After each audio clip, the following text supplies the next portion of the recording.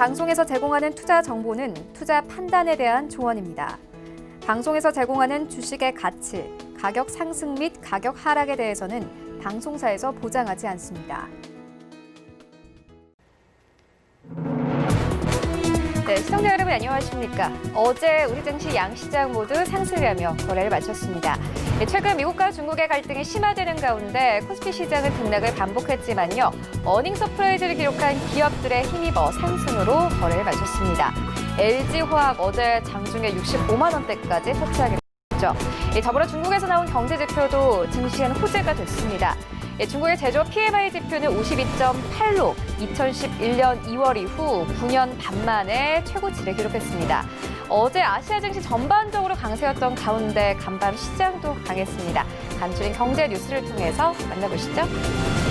네, 첫 번째 뉴스입니다. 지난 7월 미국의 제조업 활동 지수가 상승세를 이어가며 시장 예상치를 상회했습니다. 공급관리협회는 현지 시간 3일 7월 제조업 구매자 관리 지수 이 PMI가 전월 52.6에서 54.2로 올랐다고 발표했습니다. 네, 트럼프 대통령은 중국 소셜미디어 틱톡의 미국 사업 매각 추진과 관련해 마이크로소프트가 틱톡을 사더라도 상관없다며 9월 15일 전에 거래가 이뤄져야 한다고 말했습니다. 트럼프 대통령은 현지 시간 3일 기자들에게 마이크로소프트 최고 경영자와 대화를 나눴고 틱톡은 중국이 통제할 수 없다고 말했습니다. 네, 미국의 제약회사 일라이릴리는 현지 시간 3일 코로나19 항체 치료제 개발을 위한 3상 임상시험에 들어간다고 밝혔습니다. 막바지 단계인 이번 시험은 최근 코로나19 확진자가 나온 미국 내 요양원들을 대상으로 진행된다고 CNBC 방송과 월스트리트저널이 전했습니다. 네, 뉴욕 증시는 대형 기술주들의 고공행진에 힘입어 일제히 상승했습니다. 중국의 소셜미디어 틱톡의 미국 사업 인수를 추진하고 있는 마이크로소프트의 주가는 5.6% 이상 상승했고 애플과 넷플릭스는 2% 가깝게 상승했습니다. 이와 함께 나스닥 지수는 역대 최고치 기록을 갈아치웠는데요. 자세한 증시 마감 상황 만나보시죠. 네, 다우존스 지수 1% 가깝게 상승하면서 거래를 마쳤습니다. 26,660선에서 거래 마감했습니다. S&P 500 지수도 만나보시죠. 네, S&P 500 지수 역시나 마찬가지로 7% 상승하면서 3,294선까지 올라왔습니다. 3,300선 목전에 둔 모습 확인할 수 있습니다. 이어서 나스닥 지수 만나보시죠. 네, 기술주들은 계속해서 상승입니다. 필라델피아 반도체 지수도 상승으로 거래를 마쳤고요. IT 업종들 계속해서 좀 고공행진 이어가고 있는데 1.47% 이상 상승했습니다. 앞서 전해드렸듯이 마이크로소프트 주가도 5% 이상 상승했고 애플, 넷플릭스 모두 상승으로 거래 마쳤습니다. 1,900선까지 올라오면서 거래 마감했습니다. 네, 이어서 어제 우리 증시 마감 상황도 만나보시죠. 네, 코스피는 강보합권에서 거래를 마쳤습니다. 실적이 괜찮았던 종목들이 상승이 나왔는데 어제 특징적이었던 종목 바로 LG화학입니다. 코스피 시장을 이끌었다 이렇게 봐도 과언이 아닐 것 같은데요. 12% 가깝게 상승하면서 63만 5천 원대까지 올라가면서 상승으로 거래를 마쳤습니다. 어제 장중에 65만 원대 터치 나왔고 네이버도 마찬가지입니다. 4% 넘게 상승 나왔습니다. 계속해서 언택트 업종들 가고 있습니다. 특히나 네이버, 카카오 같은 경우는 실적이 받쳐주기 때문에 시장에서 계속 좀 상승은 나오고 있는 상황인데 어제 시장에선 31만 원대까지 상승하면서 시총 3위권 자리까지 올라갔습니다. 이와 함께 삼성바이오로직스가 4위권까지 빠졌습니다. 0.4% 강보합권으로 거래를 마쳤고 어제 IT 투톱 종목들은 하락으로 거래를 마쳤습니다. 이 삼성전자 2% 가깝게 빠졌고 SK하이닉스도 마찬가지로 1.2% 넘게 하락이 나왔습니다. 어제 장중에는 2% 넘는 낙폭을 기록하기도 했습니다. 6위부터 10위까지 만나보시죠. 네, 어제 시장에서 2차전지 관련 종목들이 대부분 상승이었던 가운데 삼성 SDI 함께 보시면 4%가 넘게 상승하면서 거래 마쳤습니다. 삼성 SDI도 마찬가지로 지난주 금요일엔 40만 터치 나왔다가 39만 원대에서 거래 마감했습니다. 어저께 40만 원 뚫어내면서 41만 원대까지 안착된 모습 확인할 수 있고 52주 신고가 43만 원대까지 얼마 남지 않은 모습 확인할 수 있습니다. 네, 그리고 카카오 역시나 마찬가지로 6% 넘게 상승합니다. 36만 6천 원대에서 어제 거래 마감했고 현대차 10위권에서 거래 마감했습니다. 코스닥 시장으로 함께 가보시죠. 네, 어제 시젠 11%가 넘게 상승하면서 시젠은 하루하루 계속해서 신고가 경신을 이어가고 있습니다. 증권사에서도 목표 주가를 평균적으로 25만 원대를 보고 있었는데 25만 원을 이미 훌쩍 넘긴 상황이고 이제 30만 원대를 눈앞에 두고 있는 모습 확인할 수 있고요. 제넥신도 마찬가지입니다. 코로나19 관련된 진단키트 종목들 그리고 백신 종목들 계속해서 갑니다. 제넥신 6% 넘게 상승하면서 어제 시총 5위권 자리를 붙였습니다. 6위부터 10위까지 만나보시죠. 네, 어제 코스닥 시장이 코스피 시장보다 강했는데 2차 전지 관련 종목들 코스닥 시장에서도 강세였습니다. 에코프로비엠 5% 가깝게 상승하면서 14만 6,900원대에서 거래 마감했고 KMW도 마찬가지 0.5% 상승으로 거래 마쳤습니다. 알테오젠부터 CJ, ENM까지는 파란불로 거래 마감했습니다. 코인들의 흐름도 만나보시죠. 네, 최근 증시도 잘 가고 코인들의 흐름도 괜찮은 가운데 이 비트코인 같은 경우는 여전히 1,300만 원대에서 거래가 되고 있는 모습 확인할 수 있고 이더리움 벌써 47만 원대까지 진입된 모습 확인할 수 있습니다. 샌비트 타임존의 좀 등락폭이 큽니다. 어제 같은 시간에는 300원대에서 거래 중이었는데 14% 가깝게 급락 나옵니다. 156원대에서 거래되고 있습니다. 이외의 코인들 만나보시죠. 네, 이슈대로 좀 코인들이 움직이고 있는 가운데 오미가세부터 에메랄드 이더까지는 현재 보합권에서 거래됩니다. 이외의 코인들 만나보시죠. 네, 리플부터 모네로까지 모두 현재 보합인 가운데 모네로가 현재 10만 원대를 진입이 됐네요. 2% 넘게 상승하면서 10만 9천 원대까지 올라가면서 현재 거래가 되고 있습니다. 출발 증시 와이드 지금 출발합니다.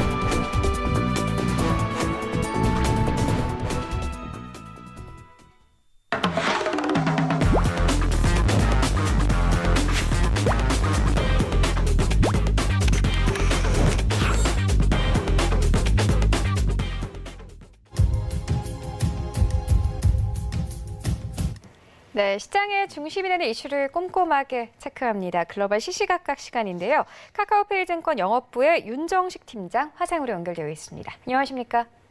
네, 안녕하세요. 네, 먼저 간밤 시장 상황부터 짚고 가도록 하겠습니다. 뉴욕 증시 3대 지수 모두 상승하면서 거래를 마쳤습니다.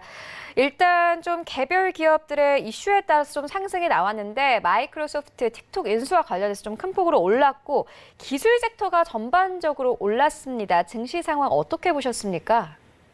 네, 전체적으로 미국 증시 같은 경우는 이 전일 애플 이 강세를 보여줬었죠. 이틀 연속 애플 강세를 보여줬고 여기에다가 조금 말씀해 주셨던 대로 MS 이 틱톡 미국 법인 부분 인수 관련 이 소식이 전해지면서 MS가 5% 이상 급등을 했습니다. 그러면서 기술주가 개선세를 보이면서 상승을 했고요. 이 제조업 지수, ISM 제조업 지수 개선에 따른 매수세까지도 유입되면서 우호적인 환경 나타냈습니다. 코로나의 확진자 수도 다소 둔화가 되는 모습들이 이 전체적으로 미국 증시의 안정감까지 더해지면서 상승폭 자체가 굉장히 크지는 않았지만 3대 지수 모두 상승하면서 나스닥은 특히 장중과 종가 기준 사상 최고치를 경신하는 모습을 보여줬는데요. 지수 전체적으로 정리 한 번 더 해드리면요. 다우존스 30 산업평균 지수는 전장보다 0.89% 상승한 이 26,664.40에 거래를 마쳤고요.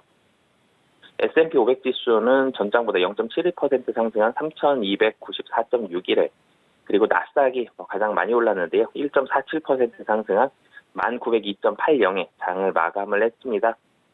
좀 전에 말씀드렸던 대로 나스닥은 장중과 종가 기준 사상 최고치를 경신하는 모습을 보여줬는데요. 미국과 중국 등 주요 제조업 지표가 개선되면서 이 투자 심리를 지지했습니다. 이 공급관리협회죠. ISM은 미국의 7월 제조업 구매관리자 지수, 이 PMI 지수가 전월 52.6에서 54.2로 올랐다고 발표를 했고요. 50을 넘는 이 확장 국면 지속적으로 이어지고 있고, 이 월스트리트 저널이 집계한 전문가 예상치는 53.8도 넘었습니다. 전월 대비해서도 상승하는 모습을 보여줬고요. 중국도 좋은 모습 보여줬는데요. 중국 차이신 7월 제조업 PMI도 전달에 51.2보다 높은 52.8을 기록하는 모습을 보여줬습니다. 유로존과 독일의 이 7월 제조업 PMI 확정치도 예비치를 상회하는 등 주요국의 제조업 지표가 전반적으로 양호한 모습 보여주면서 이제는 경기 침체에 대한 불안감 점차적으로 좀 줄어들고 있다라고 보시면 되겠고요. 여기에다가 미국의 코로나19 확산세가 이 다소 둔화한 점도 안정감을 제공했습니다. 국내도 국내 확진자 수 지속적으로 줄어들고 있고요. 전일 상당히 좀 많이 줄어들면서 국내 확진자 수들도 줄어들고 있고, 미국도 보시게 된다면 이 미국의 코로나19 하루 신규 확진자 수가 47,000명대로 떨어졌습니다. 우리나라와 비교를 한다면 상당히 좀 큰 이 확진자 수지만 그래도 4주 만에 최저치입니다. 최근 신규 확진자가 연일 6만 명을 웃돌던 것과 비교한다면, 그리고 약 한 보름쯤 전에 본다면 7만 명 이상도 상당히 많은 날수들이 기록을 했었는데요. 그런 부분들 본다라면은 상당폭 개선된 수준입니다. 그리고 여기에다가 모두에 말씀드렸던 것처럼 애플과 마이크로소프트와 같은 핵심 기술주의 강세에도 이어지는 모습들을 보여줬는데요. 애플 주가 같은 경우는 양호한 실적을 바탕으로 지난 금요일 10% 넘게 폭등한 데 이어서 이날도 2.5%가량 올랐습니다. 이 사상 최고치를 다시 썼다라고 보시면 되겠는데요. 중국 소셜미디어 틱톡과 같은 이 틱톡의 미국 등 일부 지역 사업을 인수를 논의 중이다라고 밝힌 이 마이크로소프트의 주가가 5.6% 급등하면서 신고점을 기록을 했고요. 이 도널드 트럼프 미국 대통령이 지난 금요일에 이 틱톡의 미국 내 사용을 곧 금지할 것이라고 경고했다가 MS 등의 인수 상황을 지켜보는 것으로 입장을 바꿨는데요. 하지만 소프트웨어 기업을 둘러싼 미국과 중국의 긴장감 여전합니다. 이 화웨이에 이어서 이번에는 틱톡인데요. 트럼프 대통령은 MS 등의 틱톡 인수 기한을 다음 달 15일까지로 제시하면서 그 이후에는 미국 내 틱톡 사용을 금지할 것이라고 밝혔습니다. 이 마이크 폼페이오 미 국무장관 같은 경우는 트럼프 대통령이 중국 정부에 데이터를 제공하는 중국 소프트웨어 회사들에 대해서 며칠 안에 조처할 것이다 라고 경고를 했는데요. 틱톡 외에 다른 중국 기업도 타깃이 될 수 있다는 우려를 자아냈습니다. 이 화상회의 앱 줌의 경우 중국 본토에서의 직접적인 영업을 중단하고 제3자 협력업체를 통해 서비스를 제공할 것이란 방침을 밝히기도 했는데요. 이 미국의 신규 부양책에 대한 여야 합의도 아직 나오지 않고 있습니다. 이 주당 $600의 추가 실업보험 지원 프로그램은 지난주 종료됐는데요. 미국 정부와 민주당은 주말에 이어서 이날도 회담을 이어갔지만 아직까지 이 추가 실업보험 지원 프로그램 이런 부분에 대한 합의를 아직 이루지는 못한 상황입니다. 가계에 현금을 추가로 지급하는 것 등 일부 안에는 합의를 했지만 실업보험 지원에 대한 이견은 아직까지는 여전한 것으로 알려져 있는데요. 미국 정부는 협상이 타결되지 못할 경우에는 실업보험 지원과 태거 방지 대책을 포함한 이 시급한 문제에 대해 대통령 행정명령 등으로 독자 대응하는 방안을 검토 중이라는 소식도 나왔습니다. 이 경제 지표는 전체적으로 혼조세를 보여줬습니다. ISM에서 발표한 PMI는 좋았지만 이 7월 미국 제조업 PMI 최종치, 이 계절 조정치는 50.9로 전월 확장치보다는 올랐지만 앞서 발표된 예비치는 51.3보다는 낮은 수치를 보여줬고요. 미국 상무부는 6월 건설 지출이 전달보다는 0.7% 감소한 연율 1조 3,552억 달러로 집계됐다고 발표했습니다. 이 수치는 시장 전망 1.2% 증가보다는 부진한 모습인데요. 이 뉴욕 증시에서 전문가들은 미국의 코로나19 상황 진전에 대한 기대치를 표했습니다. 이 판테온, 이 매크로 이코노미스트의 이안 세퍼드슨 수석 경제학자 같은 경우는 몇 주 전에는 미국의 신규 확진자가 주간 기준으로는 40에서 50% 증가했지만 지금은 하락하고 있다면서 검사가 줄었기 때문에 보이는 것만큼 빠르게 감소한 것은 아닐 수는 있지만 낮은 수준이고 입원율도 하락했다라고 강조하면서 전체적으로는 코로나19 상황 진전에 대한 기대치가 이 시장에 많이 퍼져 있다라고 보시면 되겠습니다. 종목별로 그리고 섹터별로 조금 더 자세히 말씀을 드리면요. 이 모두에 말씀드렸던 것처럼 이 기술 기업주들 가장 강한 모습들 보여줬고요. 개별 호재 기업들도 강세를 보여줬습니다. 마이크로소프트 같은 경우는 이 틱톡 인수를 통해서 새로운 사업 모델이 기대된다라는 점이 부각이 되면서 급등하는 모습을 보여줬고요. 애플과 같은 경우는 이 주식 분할 이슈가 여전히 긍정적인 영향을 주면서 2.52% 상승세를 이어갔습니다. 이 테슬라 같은 경우는 테슬라 그리고 리튬 배터리 ETF도 3에서 4% 정도 이 동반 상승하는 모습들을 보여줬고요. 홈 보안 회사인 ADT 같은 경우는 구글이 파트너십의 일환으로 지분 6.6%를 인수하겠다는 발표 이후에 56.56% 폭등하는 모습을 보여줬습니다. 하지만 코다카 같은 경우는 최근 급등한 이후 열기가 식자 매물이 매물을 불러오면서 31.62% 급락하면서 종목별로의 변동성 상당히 좀 커졌다라고 보시면 되겠고요. 머크 같은 경우는 골드만삭스가 파이프라인 등에 대한 가치를 부여하면서 투자 의견을 상향 조정하면 하작 2.87% 상승을 했습니다. 머크가 상승을 하면서 이 영향으로 인해서 길리어드 사이언스가 3.16%, J&J가 1.09% 상승하면서 제약과 바이오 업종 전체적으로 강세를 보여줬습니다. 퀄컴 같은 경우는 번스타인이 화웨이와의 계약으로 EPS가 0.3달러 추가될 것이라면서 투자 의견을 상향 조정하자 3.77% 강세를 보여줬고요. 하지만 아마존 같은 경우는 매물 소화 과정이 이어지면서 이 알파벳, 페이스북과 더불어서 하락하는 모습을 보여줬지만 아마존, 알파벳, 페이스북 모두가 다 하락폭 자체는 상당히 작은 그런 모습을 보여줬고요. 아메리칸 타워를 비롯해 크라운 캐슬과 같은 상업 부동산 업종은 임차인들의 임대료 납부 지연 우려가 높아지면서 매물 출회가 나타났고요. 그러면서 1에서 2% 정도 하락하는 그런 모습을 보여주며 장을 마감했습니다. 네, 틱톡에 따른 시장의 움직임까지 짚어주셨는데 도대체 틱톡이 뭐길래 미국과 중국 간의 갈등 이슈가 되는 겁니까? 네, 사실은 틱톡, 화웨이와 함께 중국 기술군 굴기의 이 상징인데요. 겉으로는 화웨이도 그렇고 틱톡도 그렇고 안보에 대한 위협이 보여지지만 속내로는 정치적인 영향이다라고 보시면 되겠습니다. 틱톡과 같은 경우는 우선 틱톡은 중국 IT 기업 바이트댄스가 2017년 비디오 애플리케이션 뮤지컬리를 10억 달러에 인수한 후에 새롭게 시작한 짧은 동영상 공유 소셜 미디어 서비스인데요. 짧은 동영상을 쉽고 재미있게 편집할 수 있고 이를 빠르게 공유할 수 있다는 장점으로 출시하자마자 전 세계에서 큰 관심을 끌었습니다. 현재 월간 순 이용자 수는 8억 명으로 페이스북, 유튜브, 인스타그램과 더불어서 세계적으로 가장 널리 쓰이는 인기 앱 중에 하나로 자리를 잡았는데요. 특히 올해 신종 코로나 바이러스 확산으로 인해서 틱톡의 인기는 더욱 뜨거워졌습니다.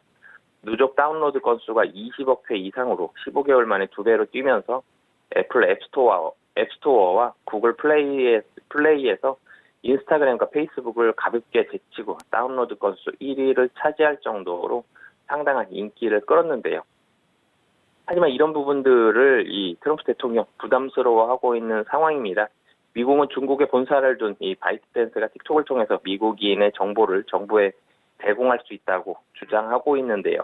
중국이 지난 2017년 6월부터 시행한 이 사이버 보안법에 따라서 중국 기업은 자료를 중국에 저장해 놓고 이를 제출해야 하는 의무가 있기 때문입니다. 이에 따라서 미국 싱크탱크인 전략국제문제연구소는 중국 정부가 모호한 사이버 보안법을 무기 삼아서 정보를 통제할 수 있다라고 분석했는데요. 이 미국이 중국 통신장비업체 화웨이를 제재하고 있는 점도 이와 같은 이유입니다. 하지만 틱톡 측은 미국 사용자 데이터는 중국법에 적용을 받지 않는 싱가포르 서버에 저장하고 있다라며 반박을 해왔고요. 결국 정보보안 문제는 표면적인 이유일 뿐이면서 이 정치적인 목적이 더 크다는 해석이 나오고 있습니다. 틱톡과 화웨이는 중국 기술 불기의 상징으로 불리면서 이 글로벌 시장에서 정상을 차지한 첨단 기술 기업이라는 공통점을 가지고 있는데요. 미국이 중국 기술 부상을 경제하기 위해서 틱톡과 화웨이를 제재 대상으로 삼았다라는 시각이 전해지고 있습니다. 그리고 여기에다가 일부 중국 언론들은 오는 11일 대선 때문에 트럼프 대통령이 틱톡 제재를 강화하고 있다는 해석도 나오고 있는데요. 중국 환구15 같은 경우는 틱톡의 주 사용 연령층이 청소년인데 이들은 대부분 대통령을 싫어한다라면서 미국 대선에 앞서 틱톡을 금지하는 것은 트럼프 대통령의 대선에 매우 유리하다는 분석이 많다라고 주장을 하고 있습니다. 그러면서 틱톡에 대한 미래, 현재로서는 MS가 틱톡을 인수할 가능성이 가장 높습니다. 2일이었죠. 현지 시간 기준으로 2일 MS는 성명을 통해서 사티아 나델라 최고 경영자가 도널드 트럼프 대통령과 대화를 나눴다라면서 틱톡의 미국 사업 인수를 위한 논의를 이어가 오는 9월 15일 인수 협상을 마무리하겠다라고 밝혔습니다. 앞서 MS는 미국과 캐나다, 호주, 뉴질랜드에서의 틱톡 운영권을 인수하기 위한 협상을 진행해왔지만 도널드 트럼프 행정부가 반대하면서 협상이 중단된 상황이었습니다. 하지만 이 협상의 불씨가 다시 살아났다라고 보시면 되겠는데요. 하지만 이번 협상 같은 경우는 MS의 틱톡 인수 후에 바이트댄스와 틱톡이 기술적으로도 완전히 분리된다는 전제하에 진행되고 있다고 로이터 등은 설명을 했습니다. 그러면서 중국 정부, 이제는 중국 정부 쪽에 눈이 쏠리는데요. 중국 정부 같은 경우는 미국의 규제를 강하게 비난하고 있습니다. 앞서 왕원빈 중국 외교부 대변인은 틱톡은 대중과 시장의 요구에 따라서 다양한 선택을 제공하고 각국 소셜미디어 시장의 건강한 발전에 이바지했다라면서 미국은 중국 기업에 개방적이고 공정하며 차별 없는 환경을 제공하고 무역 문제를 정치화하지 말라라고 촉구를 했습니다. 아직 중국 정부가 이 정도의 비난 외에는 뚜렷한 대응에 나서고 있지는 않지만 일각에서는 이 바이트댄스가 미국 제재로 피해를 본다라면 중국 정부도 이에 상응할 만한 보복 조치를 반드시 할 가능성이 높다라고 내다보고 있는 상황입니다. 네, 시장에 핫 이슈가 한 가지 더 있죠. 바로 백신입니다. 이 백신을 두고 선진국 간의 경쟁이 치열해지고 있습니다. 미국은 물론이고 영국, 일본까지 선점 계약에 나서면서 향후 몇 년간 개발될 백신이 일부 국가에만 집중 공급될 것이라는 분석이 나오고 있는데요. 이렇게 되면 우리 차례까지 오려면 너무 오래 기다려야 되는 거 아닐까요? 관련해서 시장 움직임도 있을까요? 네, 우선은 국내 백신 개발 상당히 좀 중요해질 것으로 보여집니다. 선진국들의 백신 선점 경쟁이 치열해지면서 저개발국을 비롯한 나머지 국가들의 백신 조달이 당분간 어려워질 것이다라는 전망이 나오고 있는데요. 영국 의학시장 조사업체 에어피니티 집계에 따르면 미국, 영국, 일본과 같은 두 국들이 제약사들과 계약한 코로나 백신 선구매 규모가 13억 회 분량에 달하는 것으로 나타났다고 2일 블룸버그가 보도를 했습니다. 미국과 영국은 프랑스 제약사 사노피 진영, 일본은 미국 제약사 화이자와 선구매 합의를 이룬 것으로 알려졌는데요. 선진국들의 대규모 백신 선점으로 사실상 향후 몇 년간 개발될 이 백신은 모두 이들 일부 국가에만 집중 공급될 것으로 보여집니다. 2022년 1분기까지 전 세계 백신 생산 규모가 10억 회 분량에 미치지 못할 것으로 예상되기 때문인데요. 에어피니티 측은 백신 개발이 가속화된다고 하더라도 전 세계 백신 공급 부족 현상이 나타날 수밖에 없다라고 강조를 했습니다. 현재 전 세계에서 개발 중인 백신 후보는 160여 개로 이 가운데 20개가량이 인체 실험에 들어간 상태인데요. 아직까지 백신이 개발되지 않은 상태에서 제약사들을 둘러싼 국가 간 경쟁 과열도 우려 대상입니다. 이 도널드 트럼프 미국 행정부는 이 산업비에 최대 21억 달러를 들여서 백신 개발 성공 시 1억 회 분량, 장기 옵션으로 5억 회 분량을 공급받기로 했고, 동시에 EU 또한 동사와 이 3억 회 분량의 공급 계약을 앞두고 있는 상황입니다. 이런 미국뿐만이 아니라 또 일본도 사실은 화이자 코로나 백신 확보하는 그런 모습들을 보여주는데요. 이 31일 기준으로 화이자와 바이오엔테크는 일본 정부와 임상 3상 중인 이 메신저리 보핵산 백신 1억 2천만의 분량을 일본에 공급하기로 계약했다라고 밝혔습니다.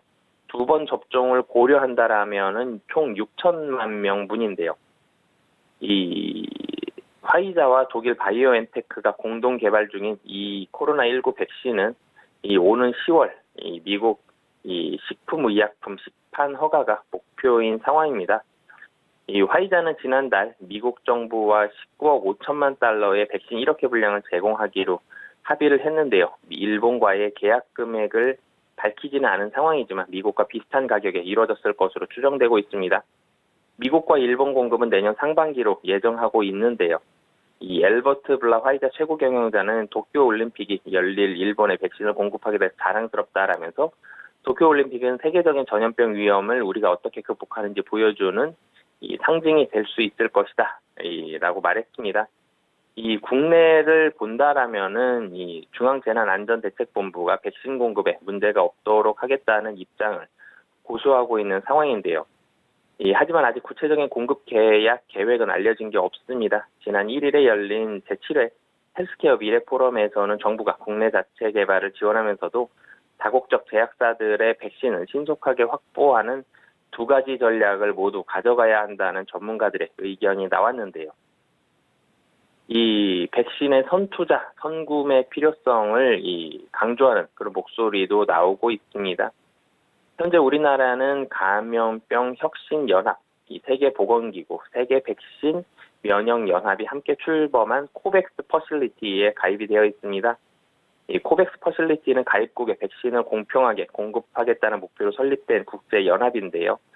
만약 코백스에서 공급 백신을 선정한다면 우리나라는 인구의 20% 정도에 해당하는 물량을 확보하고 있습니다. 그렇지만 우리나라 인구 대비해서는 사실 상당히 좀 적은 물량이기 때문에 전체적으로는 다국적 제약사들의 백신도 확보하면서 국내 자체적으로도 빠른 개발이 이루어질 수 있도록 정부에서 지원하는 그런 모습들도 필요하다라고 보시면 되겠습니다. 네, 지금까지 윤정식 팀장과 함께했습니다. 고맙습니다. 네, 감사합니다.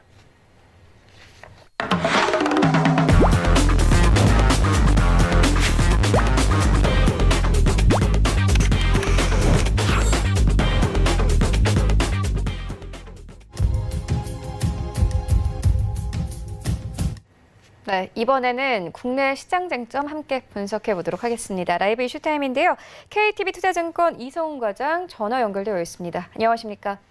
네, 안녕하십니까? 네, 화장품 업종 먼저 짚고 가도록 하겠습니다. 코로나19 영향에도 불구하고 7월에 한국 화장품 수출액이 두 자릿수 성장을 이뤘습니다. 하반기에도 이어갈 수 있을까요? 네, 우선 전일 발표됐죠. 7월에 수출 잠정세가 좀 발표됐는데요. 전체로 봐도 이제 수출이 두 자릿수 성장을 기록했습니다. 우선 7월 화장품 수출 잠정 실적은 작년 7월 대비해서 14.7% 증가한 4억 7천만 달러를 기록했는데요. 홍콩 쪽이 좀 약간 감소했습니다. 12% 정도 감소했지만 나머지 중국이 21% 상승, 그리고 미국이 26% 상승, 일본이 53.9%의 상승세를 보여주면서 수출의 호조세를 보였는데 홍콩 쪽이 준다고 하더라도 중국이 이 비중에 수출비 46.2%, 미국이 10.4%를 유지하고 있는 걸 본다고 한다면 홍콩 쪽의 비중이 줄어든 것보다 중국과 미국 쪽의 상승세가 올라간 점이 좀 더 긍정적이다라고 볼 수 있겠고요. 특히 이제 기초 화장품 중심으로 성장이 좀 나타났는데 이 색조 화장품은 마스크 착용 영향으로 전년 대비해서 감소세를 좀 지속했습니다. 하지만 색조 화장품도 월별로는 전월 대비해서 증가한 수출의 증가세를 좀 보여주었고요. 우선 전체 품목도 본다고 한다면 마스크팩이 전체적으로 봤을 때는 좀 떨어지는 부분이 있지만 우선 지금 현재는 입술 화장품, 그러니까 립스틱 같은 입술 화장품에 좀 상승세가 좀 눈에 띄었다라고 볼 수 있겠습니다. 또 아이섀도우 같은 눈 화장품 같은 경우에도 특히 이제 미국 쪽에서는 57% 늘어난 모습 보여주었고요. 특히 이제 파우더 같은 경우가 중국 쪽 수출이 크게 늘었습니다. 작년 대비해서 51.2% 상승세를 보여주었고, 일본 쪽에서도 5.9%의 상승세를 보여주었다 정리할 수 있겠고요. 결론을 말씀드리면 중국향 쪽에서 수출이 견조한 부분을 이어갔다라고 볼 수 있겠는데, 이 7월 이제 중국향 수출이 2억 2천만 달러로 코로나19 영향이 없었던 작년 하반기와는 큰 차이 없이 견조한 흐름을 유지하고 있었다는 점이 긍정적이고요. 기초 화장품 중심으로 우리나라 브랜드 선호도가 여전히 높다라는 부분을 증명하지 않았나 판단이 됩니다. 그리고 작년 하반기에도 코로나 영향이 없었는데, 코로나 영향이 없었던 작년 하반기 내내 어떤 감소세를 보여왔던 미국향 수출이 2달 연속 2자릿수로 성장률이 회복되고 있다는 점도 긍정적이라고 볼 수 있겠고요. 특히 이제 7월의 수출액은 5천만 달러로 코로나19 영향에도 불구하고 역사상 최대 월별 실적을 달성했습니다. 일본 쪽에서 수출도 13개월 연속 2자릿수의 고성장을 좀 유지하면서 일본 현지 내 K-뷰티 인기를 숫자로 지금 입증하고 있는 현재 상황이고요. 특히 이제 주요 수출국 중에서도 홍콩 쪽에서의 수출이 7월에도 유일하게 좀 감소한 점, 그리고 전월 대비 수출액은 증가세로 전환됐으나 어떤 외부 불확실성이 지속되고 있는 이 변동성이 좀 계속 나와주고 있다는 점 봤을 때는 우선 홍콩 쪽에서의 역할에 대한 어떤 다른 국가 쪽으로의 시장 진출이 좀 필요하지 않나 이렇게 좀 정리할 수 있겠습니다. 네, 이어서 항공업계 짚어가도록 하겠습니다. 국내 항공업계 재편 작업이 먹구름에 휩싸이고 있는 상황인데요. 어떤 결과를 예상하고 계십니까? 네, 이제 항공업체들의 최근에 어떤 매각이나 유상증자가 좀 무산되는 그런 좀 악재를 계속 맡고 있는데요.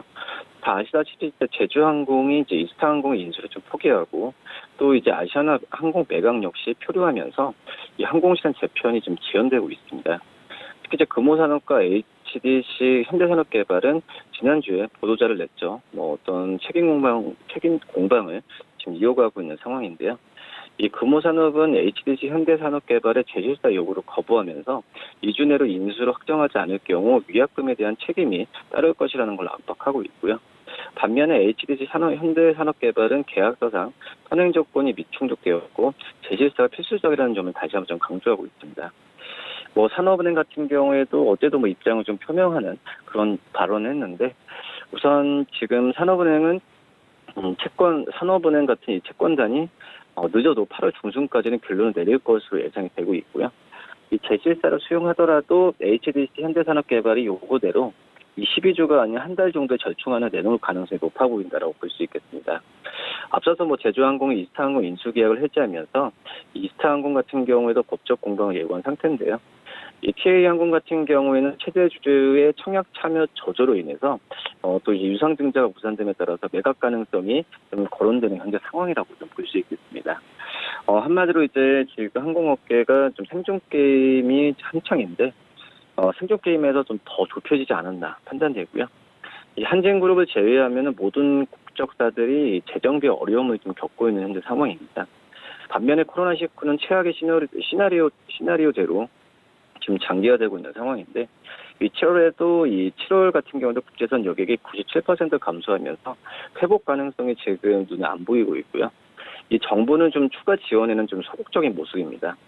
실제로 이제 국토부 같은 경우가 이스타항공의 법정관리 신청을 사실상 묵인하는 분위기인데, 이 정부가 양대 국적사와 또 저비용항공 산업을 바라보는 어떤 시각이 좀 차이가 난다라고 볼 수 있겠습니다.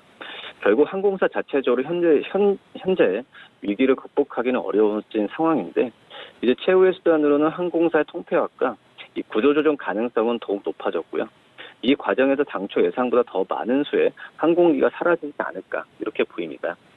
단기적으로 봤을 때도 항공업종의 주가는 M&A 기대감과 또 법정관리 위험성 사이에서 변동성이 커질 것으로 예상이 되고 있는데 이 반대로 항공업계에서는 유일하게 자본확충과 사업부 매각 같은 재정비에 성공적인 대한항공과 이 저비용사 항공사 중 가장 여유로웠던 유동성을 갖고 있는 이 진에어 같은 경우가 반세의 이익이 지금 기대되는 상황입니다. 항공업종 투자를 내년까지 길게 본다면 어떤 이 코로나 시대에서 한진그룹 중심의 시장 재편 가능성을 중요하게 좀 바라봐야 되지 않나 이렇게 보입니다. 네, 이번에는 실적에 따른 종목들의 움직임 짚고 가도록 하겠습니다. LG화학이 지난주 금요일에 실적을 발표했습니다. 이제 60만 원 선을 뚫었고 어제 시장에서 65만 원대까지 터치가 나왔습니다. 반면에 삼성중공업 같은 경우에는 이 실적 쇼크로 어제 시장에서 급락세가 나왔거든요.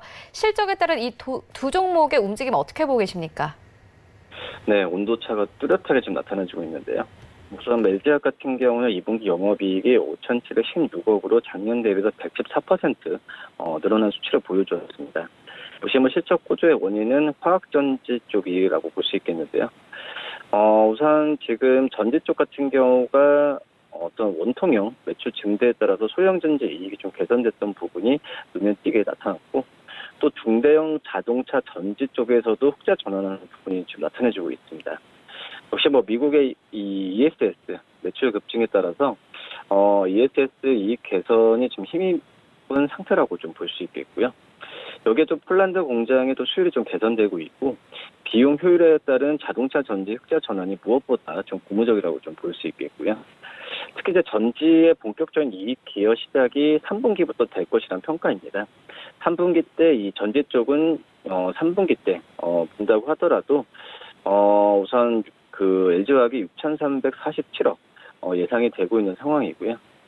우선 이런 특히 유럽의 전기차 보조금이 확대되면서 이 폭스바겐 ID3를 시작으로 하반기 이후에 유럽 전기차 판매량이 급성장할 것으로 지금 예상이 되고 있고 또 폴란드 쪽에서의 공장의 수요 개선을 확인한 이상 분기 기준의 전지 성장세에 대한 기대감을 높이지 않았나 이렇게 판단이 되고 있습니다.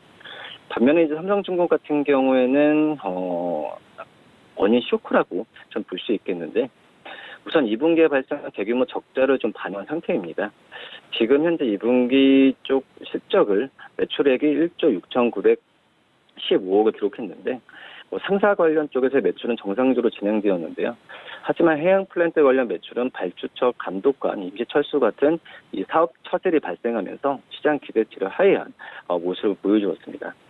물론 영업 적자가 좀 7,077억을 좀 기록했는데 이 적자의 대부분이 해양 플랜트와 관련된 일회성 비용이기 때문에 이거에 대한 어떤 시장에서의 좀 평가가 다시 이루어지지 않을까 판단되고요. 한마디로 제 리스크가 유가나 코로나 영향이 그대로 지금 반영이 되고 있는 삼성중공 주가와 실적이라고 볼 수 있겠는데요. 그렇지만 이 리스크 관리 통제가 제일 중요하지 않나 이렇게 보입니다. 네, 2차 전지 관련 종목들은 계속해서 시장에서 가고 있습니다. 지금 시점에서 사볼 만한 괜찮은 종목들이 있을까요? 네, 여러 가지 종목이 있는데요. 세 가지 정도만 짧게 좀 말씀을 드리면 우선 첨보입니다. 첨보 같은 경우에는 우선 2분기 영업이익이 약간은 좀 감소했지만 역시 캐파 능력을 증설을 하는 걸 본다고 한다면 계속해서 좀 관심 있게 봐야 되는 게 맞지 않을까 판단되고요. 그다음에 이노메트리 같은 경우에는 2차 전지 엑스레이 검사 장비 제조업체인데 주요 고객사가 삼성 SDI, SK이노베이션, LG화학, 또 BY 같은 어떤 글로벌 2차 전지 제조업체들입니다. 이 이노메트리의 강점은 국내 2차 전지 검사 장비 대부분이 이 외관 검사 장비인데 비해서 이노메트리의 장비는 엑스레이를 활용한 2차 전지 내부 결함을 검사하는 장비라는 긍정적인 그런 부분이 있고요. 국내 시장 점유율은 90% 이상으로 추정되면서 독보적인 위치를 좀 갖고 있다라고 볼 수 있겠고 마지막으로 PMC도 한번 관심을 가져야 되는데 우선 이 롤트로 장비 1위 업체입니다. 지금 현재 3분기부터 실적 회복에 대한 가시화가 이루어지고 있는 상태라고 볼 수 있겠고요. 우선 지금 주가가 이 PNG가 많이 올랐다고 하더라도 목표 주가가 22,000원 정도가 증권사 제시하고 있는데 지금 현재 그 전방 시장 성장에 따라서 주가가 좀 많이 오르긴 했지만 2차 전지 장비의 평균 PER이 18배 수준이 형성되고 있는 상태에서 이 PNT의 주가 수준이 지금 현재 13배 정도로 거래되고 있다는 13배에 거래되고 있는 걸 본다면 충분히 더욱더 상승력이 좀 있지 않을까 이렇게 보입니다. 네, 알겠습니다. 지금까지 KTB투자증권 이성훈 과장과 함께했습니다. 고맙습니다. 네, 감사합니다. 네, 출발 증시 와이드는 여기서 모두 마치도록 하겠고요. 저희는 잠시 후 순간 포착 매매 시그널로 들어오도록 하겠습니다.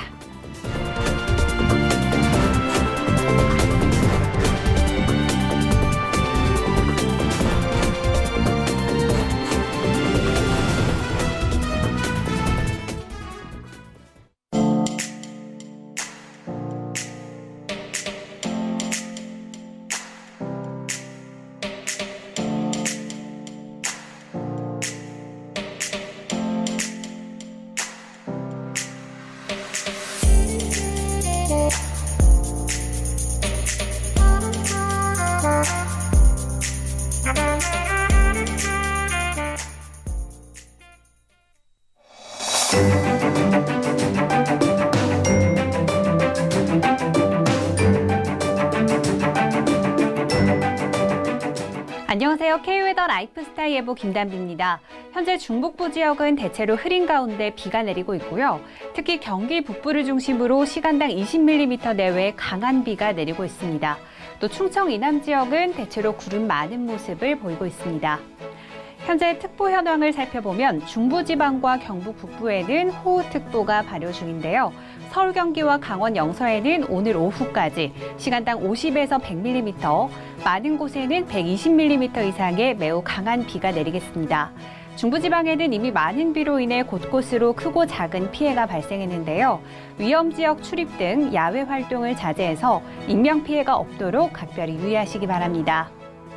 한편 남부지방에는 며칠째 찌는 듯한 폭염이 이어지고 있습니다. 현재 남부지방과 충청 남부, 제주도에는 폭염특보가 발효 중이고요. 습도가 높아 실제 기온보다 체감온도가 더 높습니다. 또 밤사이에는 열대야가 나타나기도 하겠습니다. 중부지방에는 내일까지 많은 양의 비가 더 내리겠는데요. 예상 강수량을 살펴보면 내일까지 서울, 경기와 강원 영서에는 최고 500mm 이상의 폭우가 쏟아지겠고요.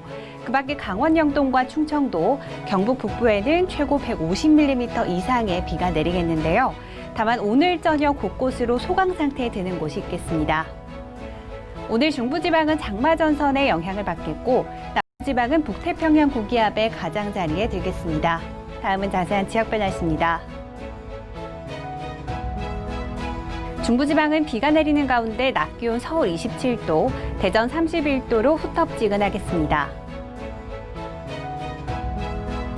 동해안 속초와 강릉도 비가 내리겠고요. 낮 기온은 속초 31도, 강릉은 29도가 예상됩니다. 남부지방은 대체로 구름 많은 가운데 낮 기온 전주 30도, 대구 33도, 제주 33도로 폭염에 유의하셔야겠습니다. 바다의 물결은 남해상으로 최고 4m, 서해상으로는 최고 3m까지 매우 높게 일겠습니다. 이번 한 주는 온통 비 예보로 가득한데요. 중부지방에는 계속해서 비가 내리겠고 남부지방도 목요일부터 차차 흐려져 일요일까지 비가 내릴 전망입니다. 날씨였습니다.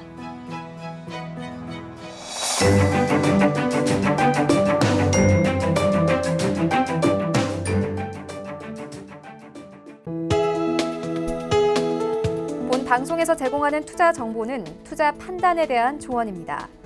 방송에서 제공하는 주식의 가치, 가격 상승 및 가격 하락에 대해서는 방송사에서 보장하지 않습니다.